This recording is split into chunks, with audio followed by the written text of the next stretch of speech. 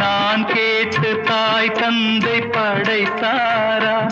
இல்லை என் பிள்ளை என்னை கேட்டு பிறந்தானா? தெய்வம் செய்த பாவம் இது போடி தங்கச்சி, கொன்றால் பாவம் தின்றால் போச்சு இதுதான் என் கட்சி.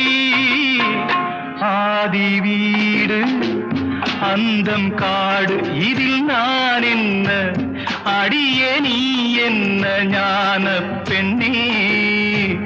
வாழ்வின் பொருள் என்ன, நீ வந்த கதை என்ன? தெய்வம் தந்த வீடு வீதி இருக்கு, தெய்வம் தந்த வீடு